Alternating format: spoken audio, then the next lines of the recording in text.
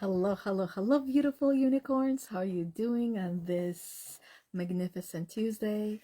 I'm Yana Kasperczak, and I'm your spiritual awakening core energy coach, mindset coach, and it is my soul's purpose to help you get your shit together so you can break free from that mental prison that you find yourself in and build a life and or a business that you are not only proud of but are excited to wake up to every single day, and it gives you a sense of joy, motivation, inspiration, and fulfillment. So today, on today's story time with myself, Yana Kasperczak, I decided to talk about Beyond the Box, unveiling the many shades of true wealth. Let's start off with most of what we have learned throughout our lives is based on the wealth that is referred to as financial wealth. But financial wealth is just one type of wealth. I will share with you 7 different types that are not just financial, because financial is the obvious one, the most obvious one that we all are familiar with, that we all refer to when we talk about when we talk about wealth. We usually go to financial wealth, that we're financially wealthy, but in reality there's so much more to wealth than we know or recognize or are aware of. So, and I don't know, it's also not limited to just these 7, that there are more than 7 types of wealth. So I'd love to hear from you. Any types of wealth that come to mind, you can share them down below in the comments. Some of them I might talk about, and others I might not, but it will help for all of us to start to expand our perception of what wealth means to us and start to look or feel deeper beyond what we know when it comes to this type of wealth, or this type of wealth, or this type of wealth. So I'll start off with in a way of a story. So I came across this story of, or let's start off with this story, okay? As you can tell, I don't really come fully prepared for these things. I just have some notes here and there that help and guide and keep me on point so I don't veer off on different types of tangents. So here's the story that I want to share. Some of you already know, and some of you might not know, is that last Monday we had to put down our 16-year-old family pet, our cat, who was my partner in many different ways, and I was his person. We spent every day together. He would always sit in my lap, always be like a dog. He would always be by my side until about last year, about a year and a bit ago, where he started spending more time on his own. And I already at that point, I'm quite in tune with my animals. I know my animals. And I knew that was his way of starting to separate from me and allowing me to be on my own for many different reasons, which I'm not gonna go into. But this is the wealth that we don't recognize we have. I'm using the story of a cat, but in a way of talking about our loved ones. You see, when we are young, we don't actually recognize or realize how wealthy we all are, how much we have in our lives, and the people that we have in our lives. But as we get older and we start to lose those we love and care about, whether it be humans, whether it be pets, that is when we really start to, in a way, Some recognize it consciously, while the rest unconsciously start to feel the lack of wealth. Because wealth is not based on money. It is based on love. Everything is based on love.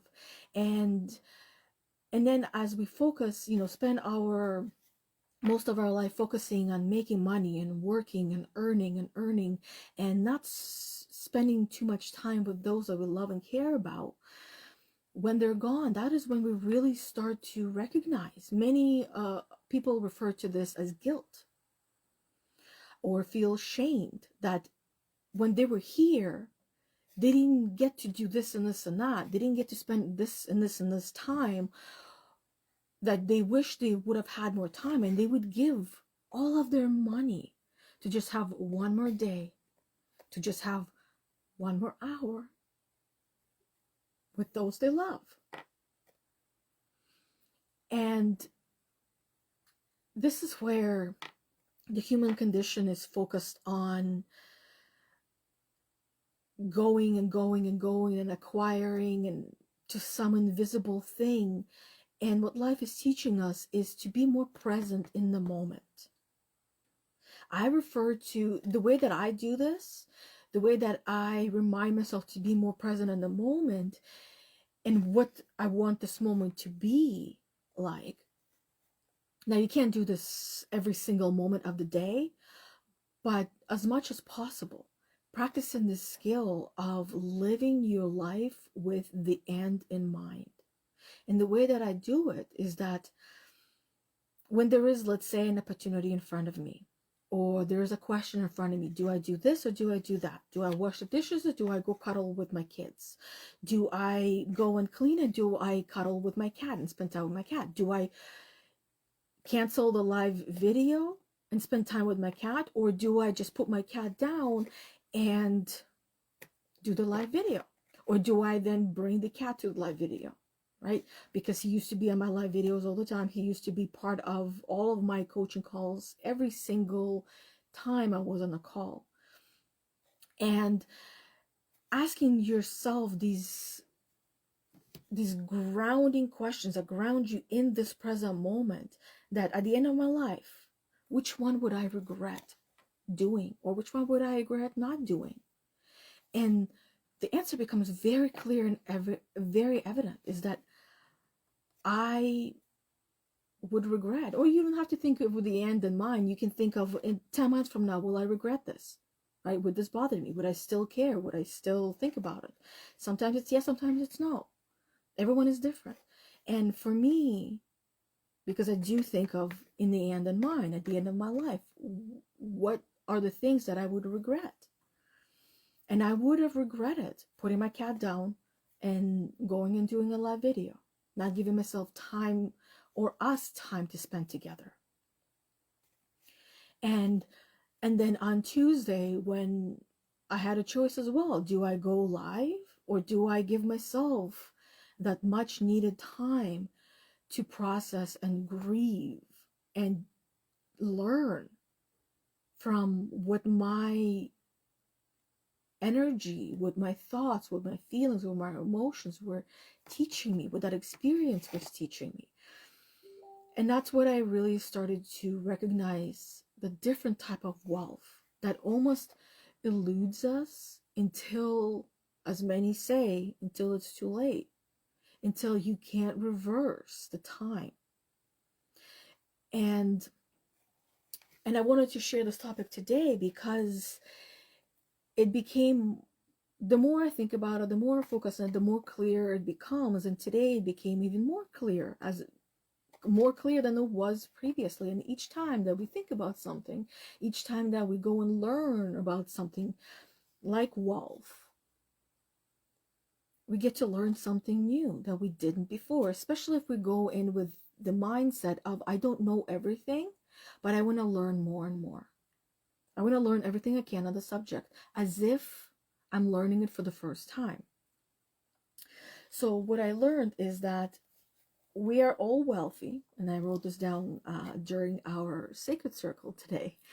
As I was doing, I was guiding the ceremony today, the birthing ceremony today. As every Tuesday, Bethany and I alternate. And what we do is we call in what the feeling and emotion and the state of being that we are ready to claim as our own, and feeling it is the key. And you write it down on a piece of paper, you roll it towards yourself as you're calling it in, bring it into yourself, and then you burn and you put it in a dish, and you're feeling that emotion, that feeling throughout this process. So what I called in was I am wealth. And it's interesting how when we focus on something, it grows, and it grows in different ways, where we even get to learn more. Even though we know quite a bit, we get to learn more. So, and I like to do a little bit of journaling of what I'm calling in and really what's coming through for me. And I don't know. I don't know if everybody operates the same way as I do, but when I write things down, I don't really think about what I'm writing. I'm just writing it as, in a way, as I am the messenger to myself through my hands. And I wrote down, we're all wealthy when we are young and we don't realize it, as we have everything and everyone we love most with us and around us. And when they pass, we would give all of our financial wealth to just have one more day, one more hour with those we love most. And then now as adults, those of us that have kids, we are just going and going and going and not pausing and not being fully present in our lives right now in this given moment in time, as we're trying to get to the next thing we gotta do, to the next thing and the next thing we gotta do. And there's a lot of things that are on our to-do list, if you will, and we need to get them all done in one day. So we're hustling and bustling and running through life as if it was a race, when we're meant to learn how to slow down and take in the scenery, take it all in. Spend that time with your children. Cuddle with them. Go on adventures with them. Show them what life is. And life isn't just getting all your chores done and all your responsibilities. It's so much more than just that. And it's up to us to show that to our children, not through telling them, but through showing them, through guiding them, because that is how most of the programming happens. And what we're actually going to be doing in that process is we're going to be educating our kids in a much deeper, more profound way of how they're going to be living their life later on, how they're going to be showing up. And the time that we have with our kids right now, it is also fleeting, because before you know it, they will move on or move out. That they will no longer need you. They're not, who they are today is not going to be who they will be tomorrow. It will continue to change and grow and evolve as they do. And they're going to need you less and less and less and less each and every day. And I know some of you moms and dads might find yourself feeling like, oh, I want, like, rushing the process, wanting them to grow up, wanting them to do things on their own. And yes, you do want that for them. We all do. But why rush the process? Why look forward to them growing up and being on their own, when, if we pay attention to our kids, what they're here for, to teach us and remind us, is how to be present in the moment without rushing the process. See, kids, like a perfect example, when your child does something and you ask them, why did you do that? And the response is, I don't know. And you try to get them to tell you why they did that, because they must have thought of something, comes from somewhere. You did it for a reason. What's the reason? And they tell you, I don't know. They're actually telling you the truth. They don't actually know. They don't have that kind of rational thinking that you do as an adult. And you didn't have that rational thinking when you were a child either. You just did things because you did them, because you felt like it, because You just found yourself doing them. There was not much thinking. You just did them and you didn't know why.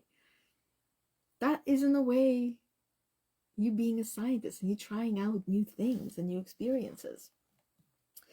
And let me just get there we go, my video up on here in case there are comments and I don't see them coming through on my phone.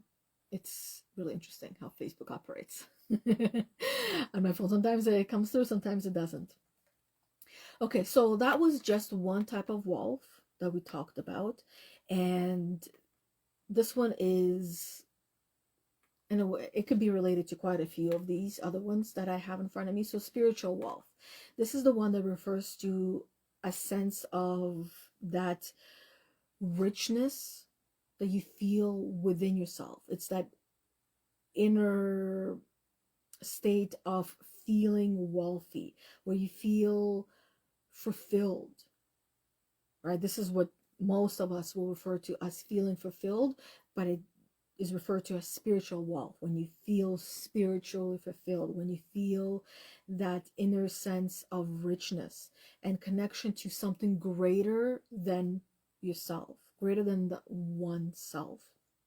Spiritual wealth can encompass feelings of peace, purpose, contentment derived from spiritual practices, beliefs, and experiences. Some people would also refer to this as religious wealth.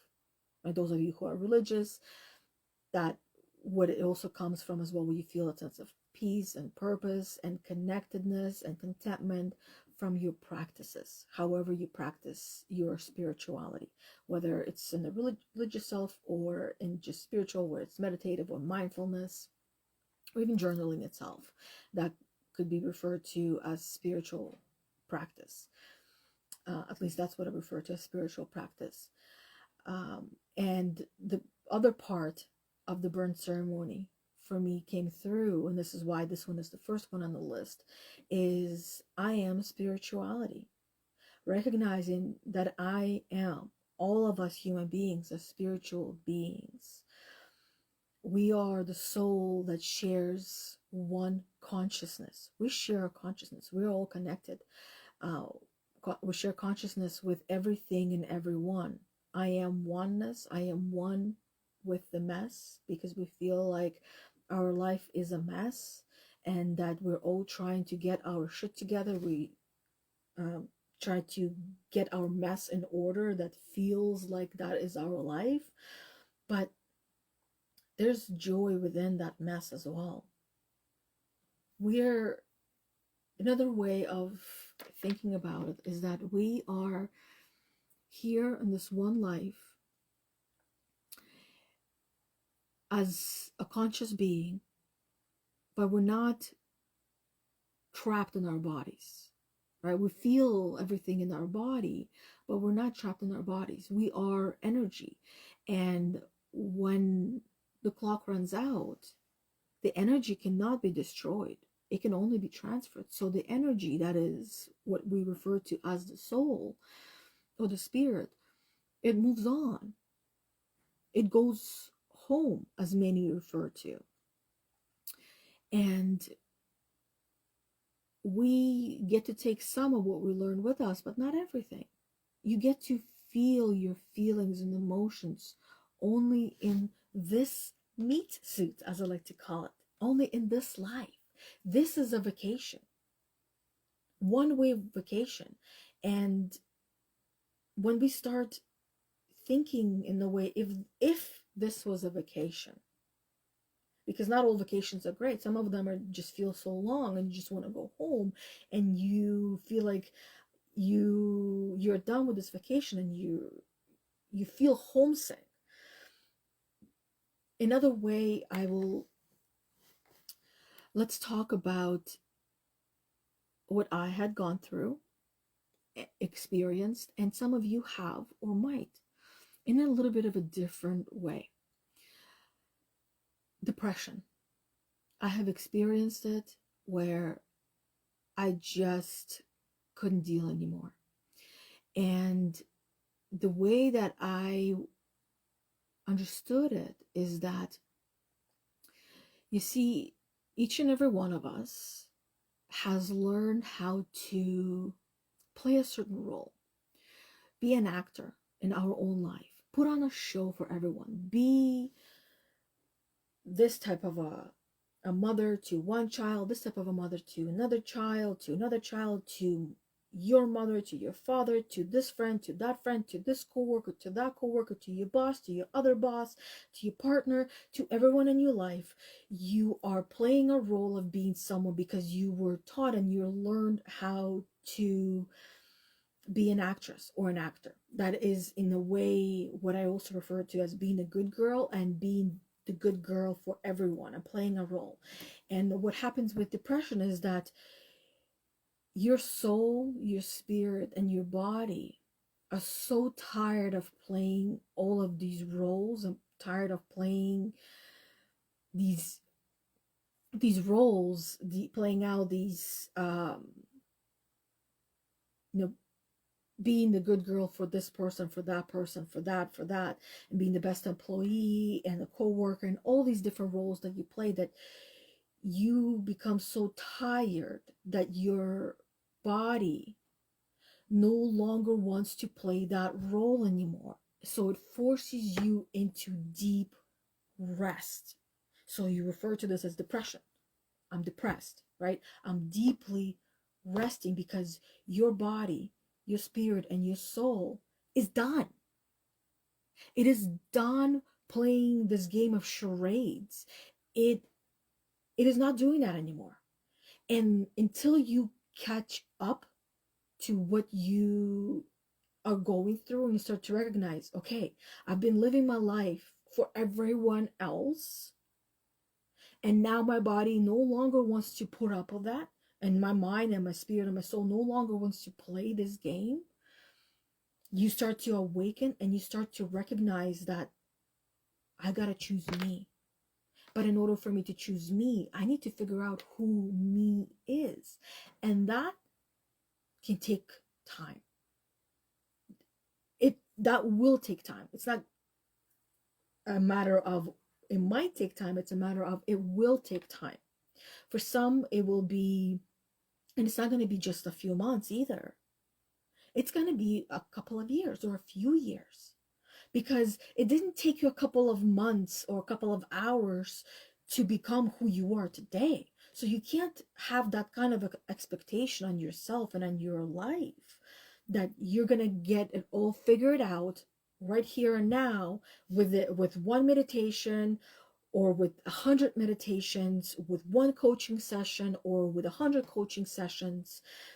It takes time. You got to expose yourself to yourself. You got to get to know yourself and really start to question every single thing that you possibly can. And at the same time, see who you are in that moment.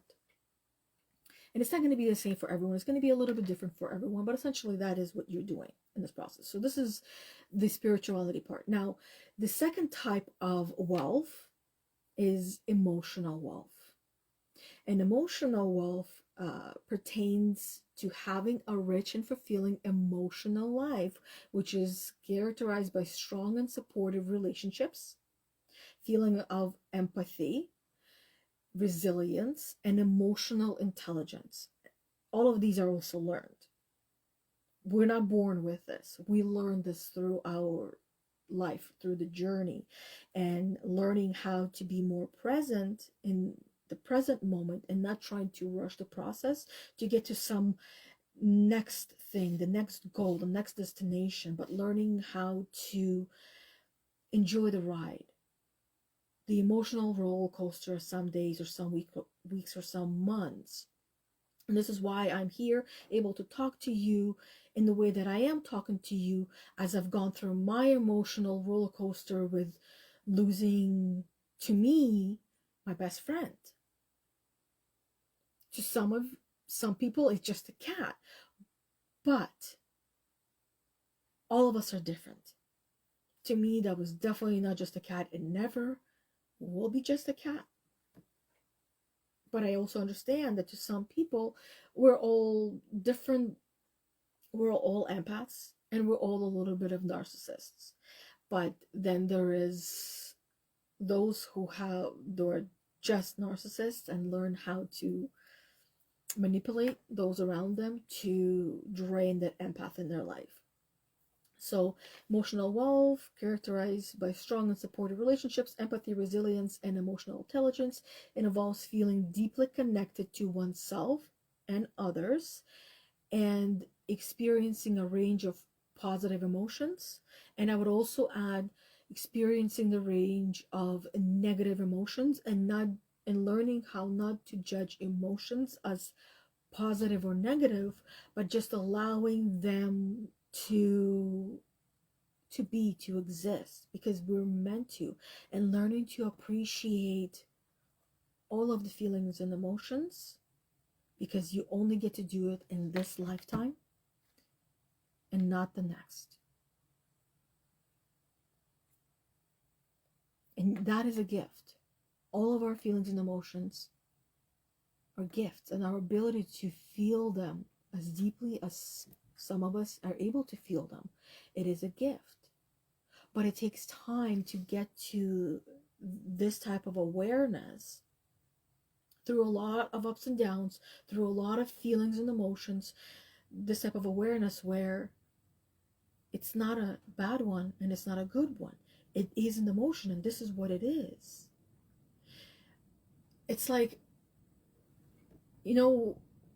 think of yourself as we're all children, no matter how old we are, and we're all learning how to navigate this world. And when you were young, and the first time, you might not remember this. Some of you might, if you really think and focus on that. The first time that you felt the sun, you, in a way, judged it. Was it good or bad? But not so much so. You just felt it as, this is nice and hot and sunny, because you were also given words. And then the first time you experienced the night, this is, depending on the moon, bright moon, stars, and you, in a way, judge that experience. But you didn't judge it as positive or negative until you were giving certain vocabulary in order for you to judge it.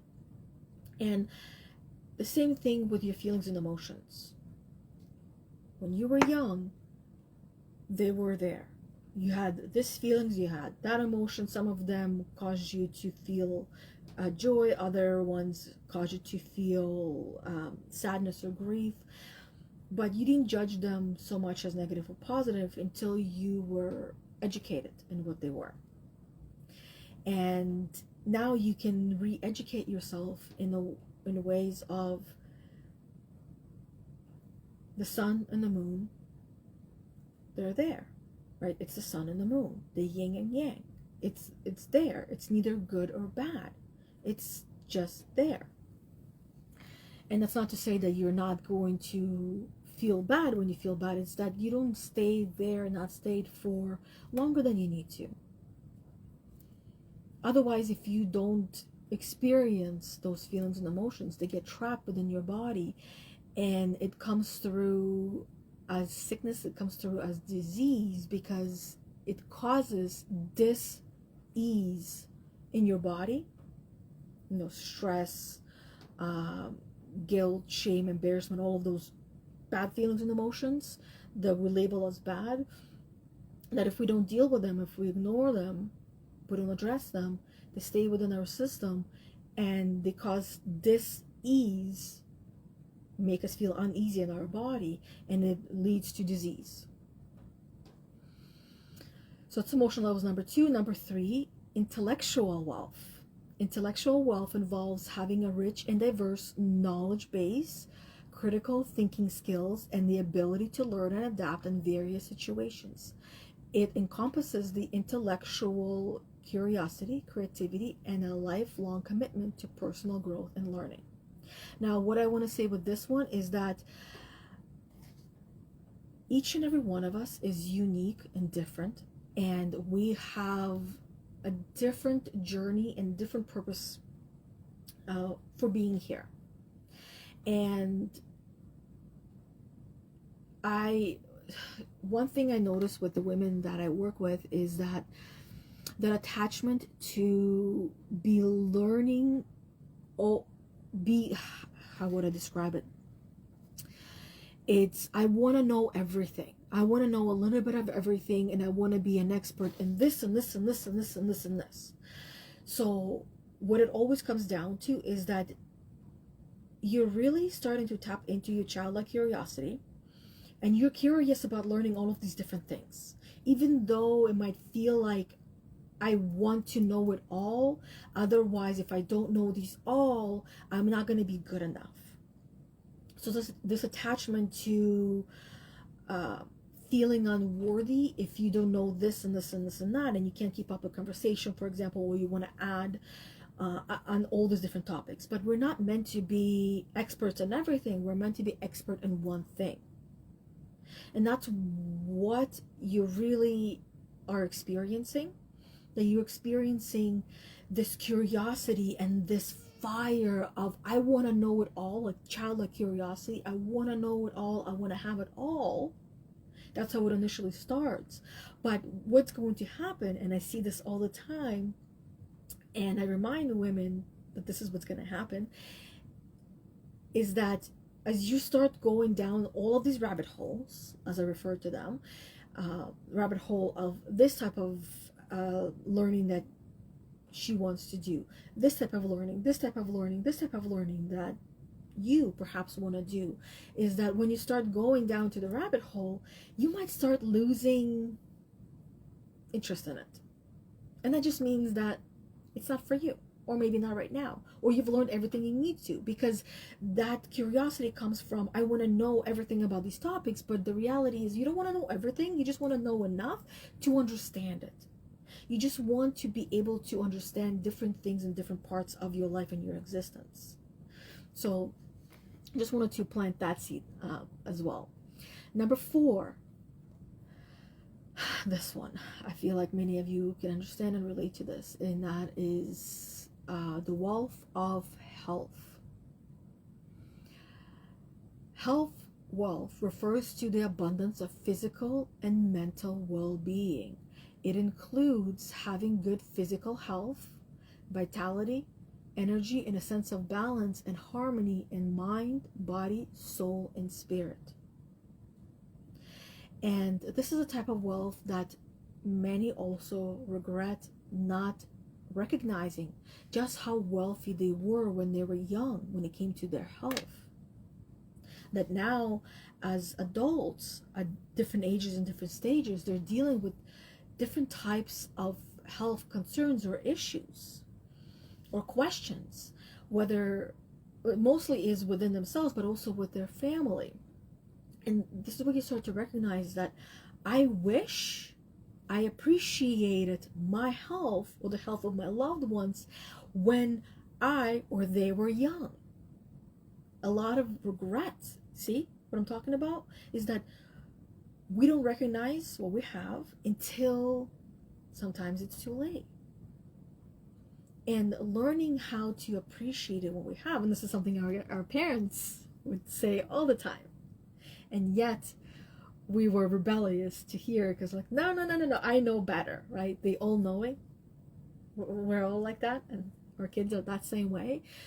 And this is where, as parents, it might be challenging, but it is key to planting the seeds of information, of knowledge, but not forcing, not pushing, and trusting the process, and trusting that our children will be wise enough soon enough to take those seeds of knowledge and wisdom that we have shared with them and water them and take care of themselves. And educating our kids in the ways that we know would work best for them. And sometimes what we think we know, we don't know, and we get to learn as we go. Hey, Kelly. Kelly says hello. And Kelly said to have gratitude. Yes, to have gratitude is key. And gratitude is a state of being. It is not just something that we think about. It's not just something that we say over and over again. I'm grateful for this, grateful for that. It's an actual emotional state. A state of emotional being when we feel grateful. And when you feel grateful, you'll know what it means. So number 5 type of wealth is social wealth. Some of you have experienced that through the lockdowns, haven't you? Social wealth relates to riches of one's social connections, networks, the support systems. It encompasses through strong friendships, meaningful relationships, a sense of belonging to a community, and the ability to give and receive support from others.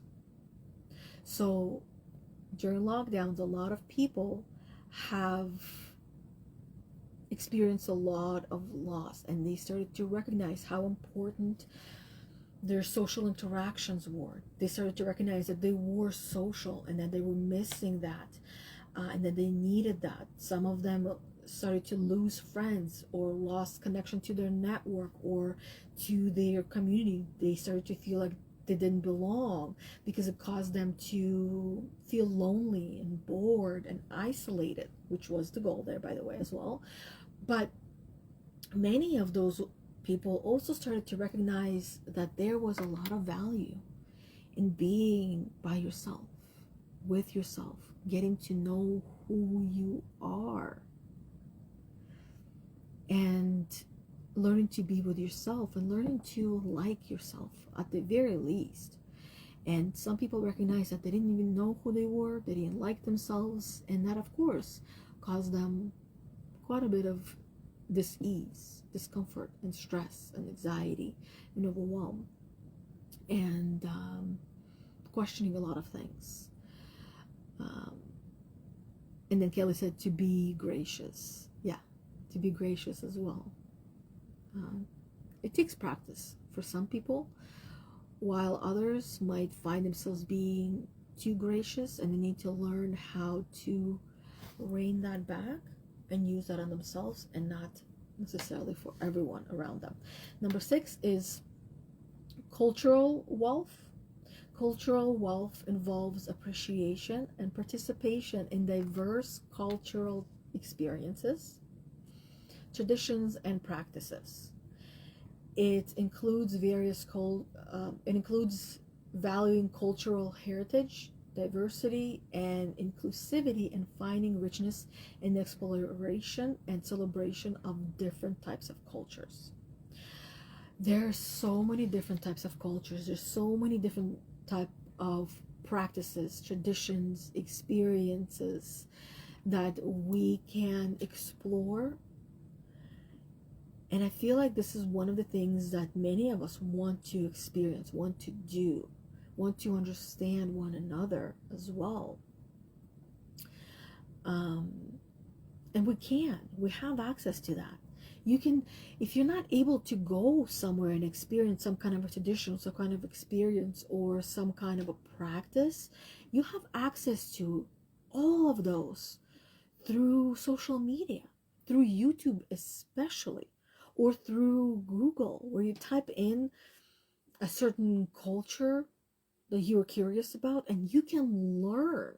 There are books written on these types of cultures, and if that is one of your curiosities, dive right into that, explore it, see what's in it for you. And when you're done with it, you're done. Move on to the next curiosity. And then as you explore your curiosities, you will uncover your passions. That's how I uncovered my passion.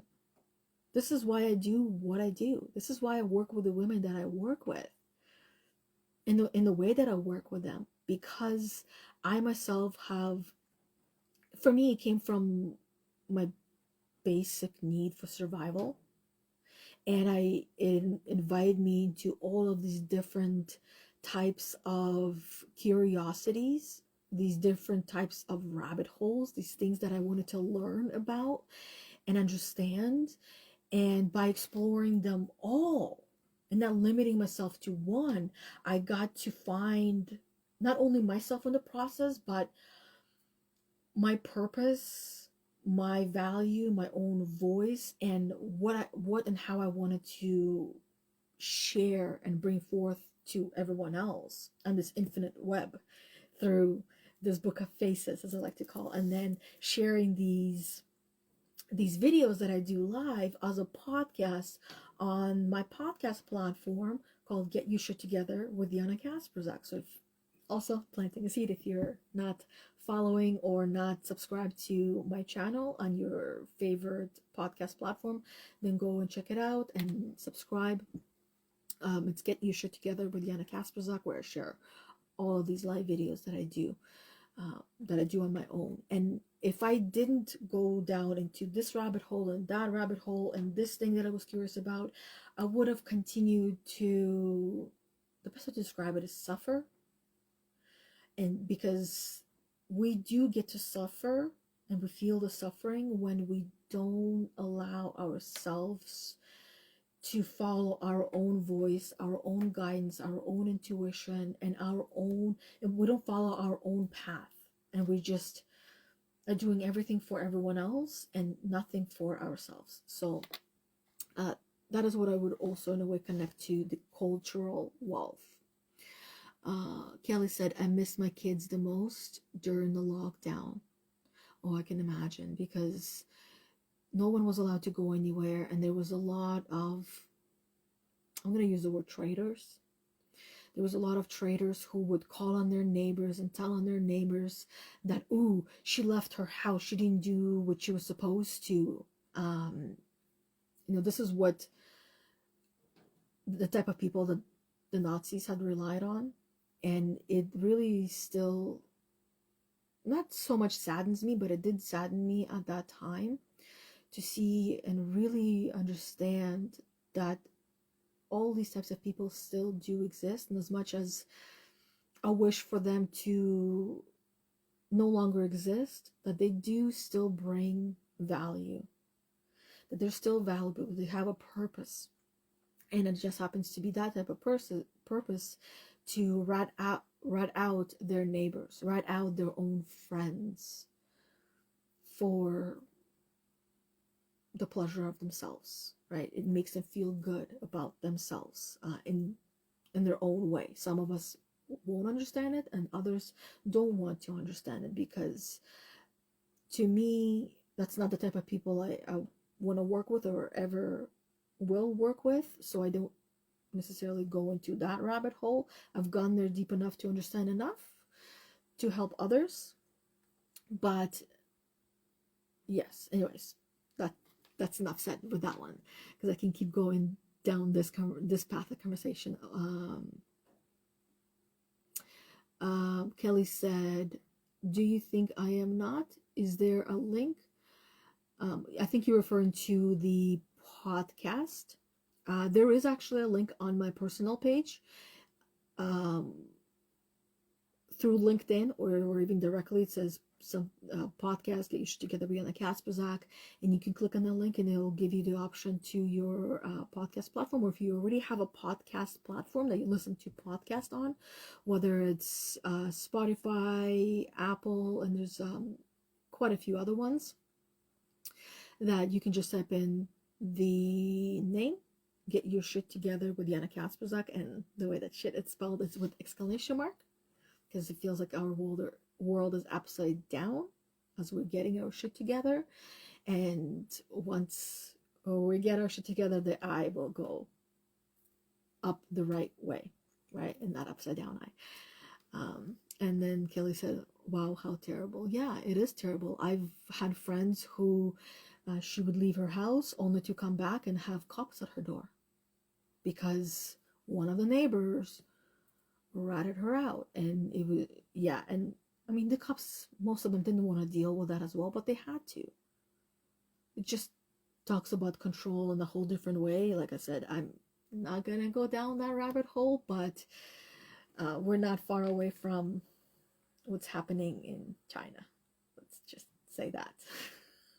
Watch my video be deleted or muted, or what's the word, especially in Canada, where everything is monitored and listened to everywhere. Yeah, anyways, enough said. You get where I'm going with this. Enough seeds planted. The last one is environmental wealth. This one, some of you might refer to yourself as the warriors the fighters for the environment. Environmental wealth refers to the abundance of health of the natural world, the health of the planet, the health of the plants, of the cities, of the forests. It involves a deep connection to nature, stewardship of the environment, and a commitment to sustainability and ecological preservation for the well-being of current and future generations. We take that kind of wealth for granted. We think, oh, everything is fine, everything is great. We can continue to use all the plastic bottles, and by simply buying those plastic water bottles, it's interesting how, one of these days I feel like, and some people actually already do, but pay for oxygen, pay for air. It will be bottled up, and we'll be paying for that. Now, water, natural resources are put in a container that is not good for the environment, and they're found all throughout the continents, and especially in some continents where our plastics, our garbage are being dumped there or there or there, and it's just polluting.